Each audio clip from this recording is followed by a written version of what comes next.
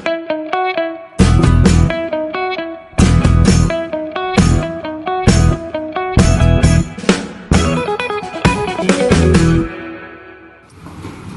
મિત્રો, મારું નામ છે વિજય પટેલ. હું અમદાવાદ શહેર પ્રમુખ છું અને આજની આ જે પ્રેસ વાર્તા છે એનો મુદ્દો છે એએમસીની વહીવટી અકુશળતાના લીધે પબ્લિકને અનનેસેસરી ટેક્સનું બર્ડન.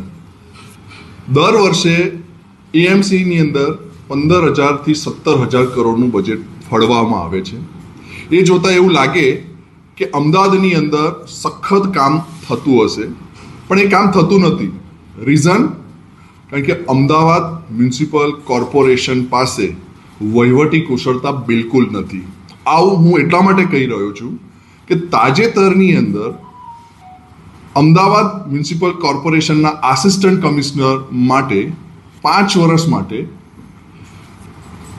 ટાટા ટિગોર ભાડાની કાર રાખવામાં આવેલી. એ વખતે એ કારની કિંમત 10 લાખ રૂપિયા હતી.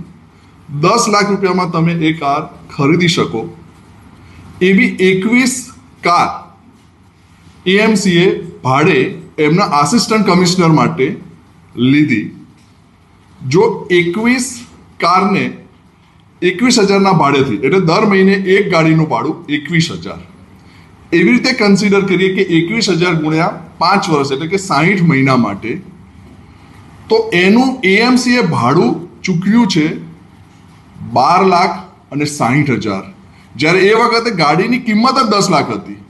તો આ સખત રીતે મૂર્ખામીભર્યું પગલું હતું. એવી એમણે 21 ગાડી ભાડે લીધી. એને જો આપણે કિંમતમાં મલ્ટીપ્લાય કરીએ તો 2 કરોડ અને 10 લાખની કિંમતની ગાડીનું એએમસીએ 2 કરોડ અને 64 લાખ ભાડું ચૂક્યું છે.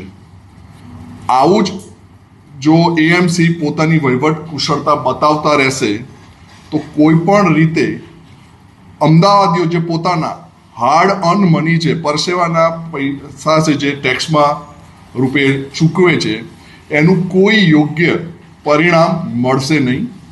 આજની પ્રેસ વાર્તા દ્વારા અમે લોકો આ જ વાત પબ્લિક સામે મૂકવા માંગીએ છીએ. આવું કેમ થઈ રહ્યું છે એની પાછળ પણ અગેન રીઝન છે કે પબ્લિક સર્ટેન મુદ્દાઓને ધ્યાનમાં લઈને ફટાફટ વિચાર્યા વગર એક જ બાજુ વોટ આપે છે અને એના લીધે આ જે અધિકારીઓ છે, જે બ્યુરોક્રેટ્સ છે, એની ઉપર પ્રજાનો જે માણસ બેસવો જોઈએ, યોગ્ય માણસ જેની પાસે વહીવટી કુશળતા હોય, એવો માણસ રહ્યો નથી.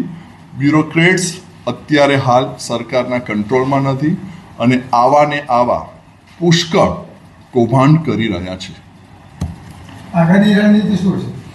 આગળના સમયમાં અમે આ વાતને લઈને, આ સેમ પ્રિન્ટ લઈને ડોર ટુ ડોર જઈશું અને લોકોને જાગૃત કરીશું કે તમારા દ્વારા ચૂકવાયેલા પૈસાનો કેવી રીતે દુરુપયોગ થઈ રહ્યો છે, કેવી રીતે એ પૈસાનો બારોબાર વહીવટ થઈ જાય છે, અથવા એમની પાસે વહીવટી કુશળતા નથી અને એના લીધે આપણે શોષવાનું આવે છે.